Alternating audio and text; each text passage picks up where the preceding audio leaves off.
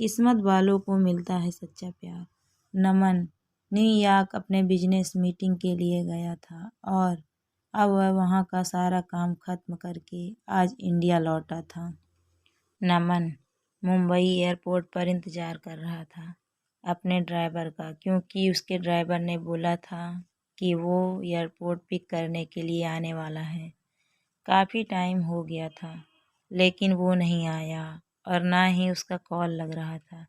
कुछ देर बाद नमन का फ़ोन भी स्विच ऑफ हो गया था क्योंकि चार्ज नहीं था। इंतज़ार करते करते बहुत टाइम हो गया था तो नमन ने सोचा कि वो टैक्सी से ही चला जाए। फिर वो अपना सारा सामान लेकर एयरपोर्ट से बाहर निकला और टैक्सी की राह देख रहा था कि कोई आए। तभी एक टैक्सी आते देख नमन उसे हाथ दिखाकर रुका और जैसे ही बैठने गया तो एक लड़की दूसरे साइड से टैक्सी में बैठ गई।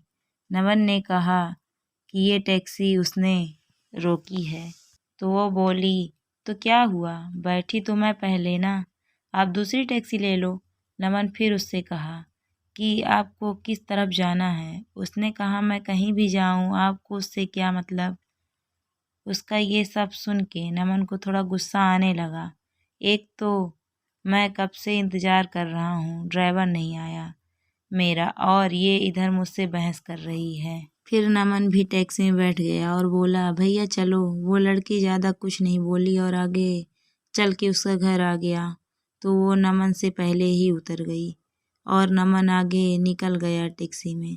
फिर जब नमन को प्यास लगा तो वो पानी पीने के लिए पीछे वाले सीट से पानी की बोतल लेने लगा तो देखा उधर एक छोटा सा हैंड पर्स जिसमें एक पैन कार्ड, आधार कार्ड और एक छोटी सी डायरी थी। वो पर्स उस लड़की का था। नमन ने ड्राइवर को बोला कि देखो, ये उस लड़की का पर्स इधर छूट गया है, तुम इससे पुलिस स्टेशन में जाके जमा कर देना। फिर वो ड्राइवर बोलने लगा कि नहीं साहब, मैं नहीं पढ़ना चाहता ये पुलिस के चक्कर में। वो 10 सवाल पूछते हैं, बार बार पुलिस स्टेशन बुलाते हैं। मैं ठहरा एक ड्राइवर, दिन भर गाड़ी चला के कुछ पैसे कमाता हूँ। अगर पुलिस स्टेशन के चक्कर काटते रह गया तो खाऊंगा क्या। साहब, ये काम आप ही कर दो, आप पुलिस स्टेशन जाके जमा कर देना। फिर नमन ने सोचा, ठीक है, मैं एक जिम्मेदार नागरिक होने के कारण ये तो कर ही सकता हूँ, और फिर नमन का घर आ गया। नमन ड्राइवर को उसका भाड़ा देकर उतर गया। नमन के घर में नमन के अलावा उसके मम्मी पापा रहते हैं।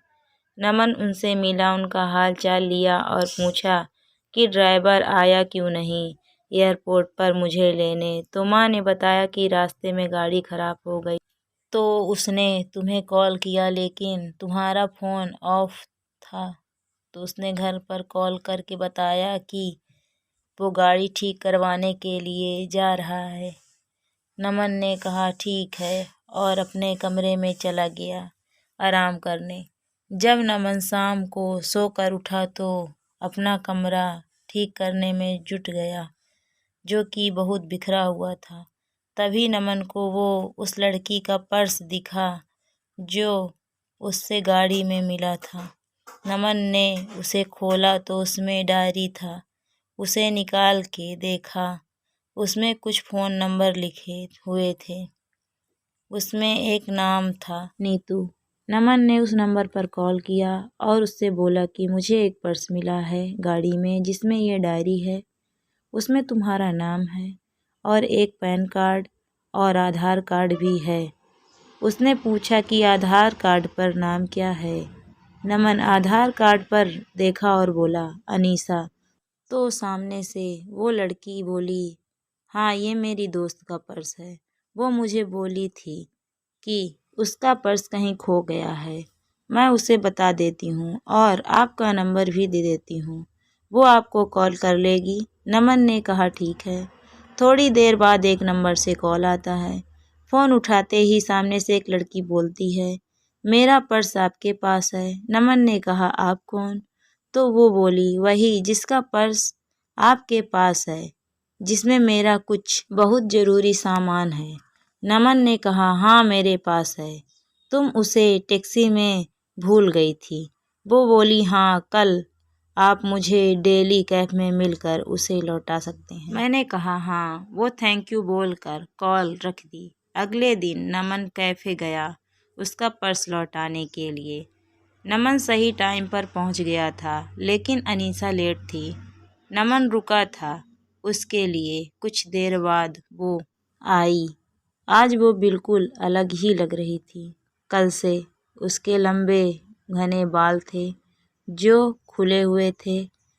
उसने सफ़ेद और नीले रंग का सलवार कुर्ता पहना था। कानों में सुंदर से झुमके भी थे। नमन उसे बस देखता ही रह गया। वो धीरे धीरे नमन की तरफ चली जा रही थी। नमन का ध्यान ही नहीं था, वो बस उसे देखते जा रहा था। फिर वो बोली, हेलो, ध्यान कहाँ है आपका? मैं कुछ पूछ रही हूँ। तो नमन जल्दी से उठ गया और बोला, हाँ आ जाओ, मैं तुम्हारा ही वेट कर रहा था। वो बोली, हाँ सॉरी, मुझे थोड़ा लेट हो गया। नमन बोला, कोई नहीं, ठीक है। फिर नमन ने कहा, काफ़ी? वो बोली, सॉरी अभी नहीं, मैं थोड़ी जल्दी में हूँ। आप मेरा पर्स दे दो, मुझे जाना है। नमन ने कहा, हाँ दे दूँगा, थोड़ा बैठ के कुछ बात तो कर ही सकते हैं। वो बोली, ज़रूर, लेकिन आज नहीं, फिर कभी। मैंने कहा, ठीक है, लेकिन याद रखना अपनी बात, अगली बार साथ में बैठ के काफ़ी पीना पड़ेगा। फिर मत कहना आज भी जल्दी में हूँ। वो बोली, हाँ ठीक है, मेरा पर्स दे दो। नमन ने उसका पर्स दे दिया और बोला, मैं तुम्हें कॉल कर सकता हूँ ना अगली बार मिलने के लिए? वो बोली, हाँ, और चली गई। नमन कुछ देर वहाँ रुका और फिर ऑफिस चला गया। नमन पूरी रात अनीसा के बारे में ही सोचता रहा। नमन उसे भूल ही नहीं पा रहा था। नमन को उसकी हर एक बात याद आ रही थी। अगले दिन नमन के कुछ दोस्त मिले और वो उसे बोलने लगे कि चल आज पार्टी करते हैं, बहुत दिन हो गए हम दोस्तों ने साथ में पार्टी नहीं किया। नमन ने कहा, ठीक है, सब चल रहे हैं तो मैं भी चलता हूँ। फिर वो 5 दोस्त एक क्लब में गए। सब वहाँ बहुत नाचे साथ में। फिर थोड़ा ड्रिंक भी किया। तभी नमन की नज़र एक लड़की पर गई जो लगातार बहुत ड्रिंक कर रही थी। नमन ने ध्यान से देखा तो वो और कोई नहीं अनीशा थी। आज वो बहुत ही अलग लग रही। कहा, उस दिन जब वो नमन से मिली थी तो सलवार कुर्ते में आई थी और आज वो शर्ट स्कर्ट और टॉप में है और ड्रिंक कर रही है। नमन तो बिल्कुल ही चौंक गया उसे देखकर। नमन उसके पास जा ही रहा था उससे बात करने के लिए कि तब तक वो उसके दोस्त उसका हाथ पकड़कर डांस करने के लिए लेकर गए। नमन की नज़र अनीसा पर ही थी, लेकिन थोड़ी देर में वो कहाँ से कहाँ चली गई। फिर नमन ने उसे क्लब में इधर उधर ढूंढा, लेकिन वो नहीं मिली। घर जाकर नमन उसे कॉल किया, वो कॉल भी नहीं उठा रही थी। नमन उसे बहुत बार कॉल किया, लेकिन उसने नमन का एक भी कॉल का जवाब नहीं दिया। अगले दिन फिर नमन उसी टाइम पर क्लब गया ताकि अगर वो आज आई तो वो उधर ही उससे पूछ लेगा।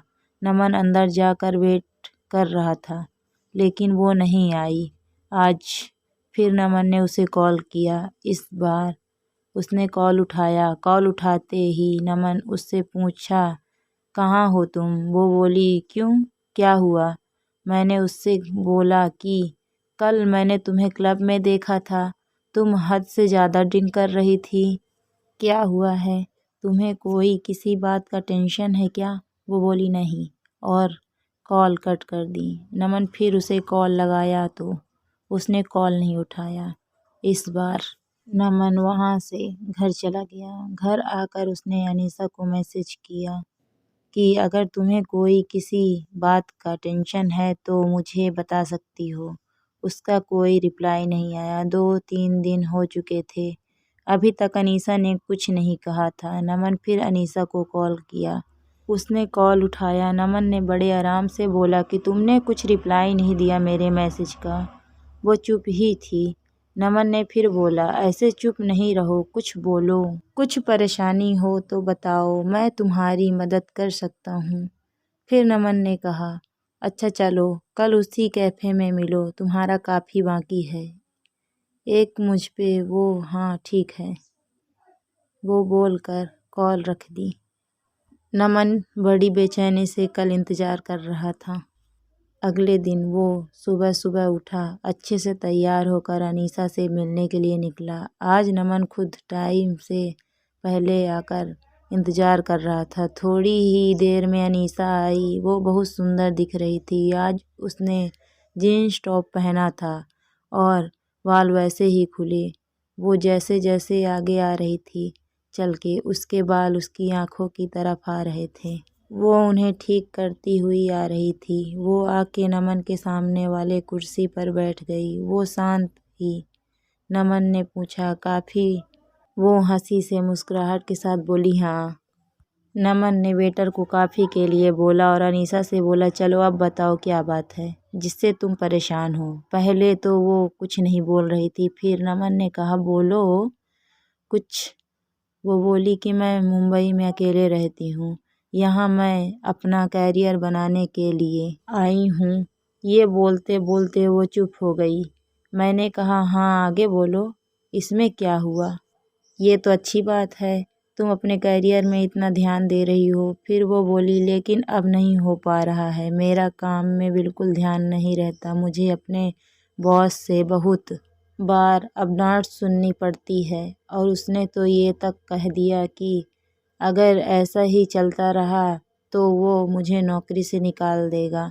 2 महीने हो गए मेरे इस बर्ताव से मुझे रोज़ डांट सुननी पड़ती है। मैंने उसे पूछा, ऐसा क्या हो गया है कि तुम इतनी परेशान रह रही हो?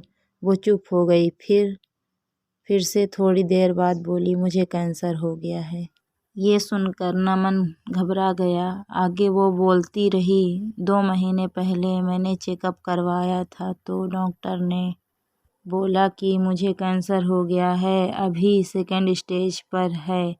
ये सुनकर मैं तब से परेशान रहती हूँ कि कैसे मैं सब करूँगी। मेरा इस दुनिया में कोई नहीं है। बचपन से ही मैं अनाथ हूँ, बस कुछ ऑफिस के दोस्त हैं। मैं ये बात अपने ऑफिस में भी नहीं बता सकती कि अगर बॉस को पता चला तो वो मुझे कहीं नौकरी से निकाल ना दें। 3 महीने पहले ही मेरा प्रमोशन हुआ है। मुझे हेड ऑफ द डिपार्टमेंट बनाया है और ये सब हो गया। मैं अब क्या करूं, कुछ समझ नहीं आ रहा है। ये सब सुनकर नमन ने धीरे से उसका हाथ अपने हाथ में लिया और बोला, तुम अकेले नहीं हो, मैं तुम्हारे साथ हूँ। वो चुपचाप नमन की ओर देखने लगी। नमन ने कहा, हाँ तुम सही सुन रही हो।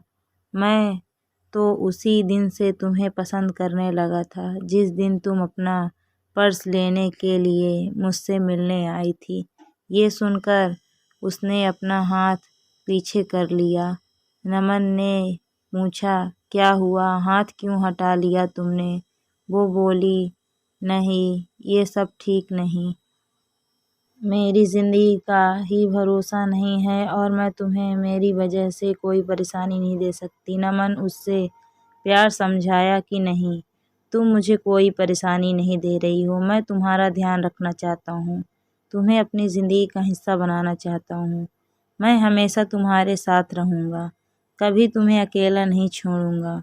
वो बोली, नहीं तुम समझो, कल को पता नहीं मैं रहूँ या ना रहूँ। तुम क्यों खुद को किसी की परेशानी में डाल रहे हो? नमन उसे बहुत समझाया लेकिन वो नहीं मानी और चली गई। नमन उसके पीछे गया, उसका हाथ पकड़ के रोका और उससे कहा, तुम्हें कभी भी किसी की ज़रूरत हो तो मैं हमेशा तुम्हारे साथ रहूँगा। और फिर अनीसा चली गई। नमन उसे रोज़ उसका हाल पूछता था। वो डॉक्टर के पास चेकअप के लिए गई कि नहीं गई, टाइम पर सब दवाइयाँ ले रही है कि नहीं। उस दिन के बाद नमन ने कभी उसे अकेला नहीं महसूस होने दिया। नमन उसे रोज़ फ़ोन करता, उसका हाल चाल पूछता था। 4 महीने हो चुके थे ऐसे बात करते करते। एक दिन शाम को फ़ोन पर बात करते करते अनीशा बेहोश हो गई। नमन उसे पुकारता रहा लेकिन वो कुछ नहीं बोल रही थी। नमन तुरंत उसके घर जाने के लिए निकल गया। उधर पहुंचा तो देखा कि अनीशा के घर पर कोई नहीं था। फिर उसके पड़ोसियों से पूछा तो पता चला वो उसे हॉस्पिटल लेकर गए हैं। मैं तुरंत हॉस्पिटल पहुंचा। इंक्वायरी डेस्क पर उसके बारे में पता किया और उसके रूम की तरफ गया। वहाँ 2-3 लोग खड़े थे जो अनीशा को हॉस्पिटल लेकर आए थे। नमन उनसे पूछा कि क्या हुआ अनीशा को, तो वो बोले कि अनीशा अपने घर में बेहोश होकर गिर गई थी। वो तो उसके घर का दरवाज़ा थोड़ा खुला था तो एक बच्चे का बॉल खेलते खेलते उसके घर में चली गई। तो हमने जाकर देखा तो ये बेहोश पड़ी थी। अनीशा अकेले रहती है। यह तो हम उसे हॉस्पिटल लेकर आए। तभी आईसीयू से एक डॉक्टर बाहर आए और बोले अनीशा की हालत ख़राब है, हमें उसका ऑपरेशन करना पड़ेगा। नमन ने पूछा ऑपरेशन के बाद अनीशा बिल्कुल ठीक हो जाएगी ना? डॉक्टर ने कहा अभी कुछ बोल नहीं सकते। नमन ने कहा डॉक्टर आप ऑपरेशन की तैयारी कर लीजिए और पैसे की कोई फिक्र ना करें। ये सुनकर डॉक्टर चले गए। पूरे 5 घंटे बाद ऑपरेशन रूम से डॉक्टर बाहर आए। नमन जल्दी से डॉक्टर के पास गया और पूछा अनीशा कैसी है? डॉक्टर ने कहा ऑपरेशन सक्सेसफुल हुआ, घबराने की बात नहीं है कुछ। नमन के जान में जान आई। उसने पूछा क्या मैं अनीशा से मिल सकता हूँ? डॉक्टर ने कहा अभी नहीं, कुछ देर बाद। नमन ने कहा ठीक है। फिर नमन बाद में अनीशा से मिला। वो नमन को देखकर रोने लगी। नमन उसके पास बैठा था। उसने कहा कि बोला था ना मैं हमेशा तुम्हारे साथ रहूँगा। ये सुनकर अनीशा और रोने लगी। नमन उसे चुप कराया और कहा अभी अभी तुम्हारा ऑपरेशन हुआ है, ऐसे में रोना नहीं चाहिए। हम दोनों बहुत देर तक एक दूसरे का हाथ पकड़कर बैठे थे। फिर दोनों घर आए। नमन उसका बहुत ध्यान रखता था। नमन ने अनीशा के बारे में अपने घर वालों को बता दिया था तो अब अनीशा के साथ ही रहता था, उसका ध्यान रखता था। जब अनीशा पूरी तरह से ठीक हो गई तब दोनों ने शादी कर ली और हमेशा के लिए दोनों एक साथ हो गए। दोस्तों आपको यह कहानी कैसी लगी? इस कहानी को पूरा देखने के लिए आपका बहुत बहुत धन्यवाद।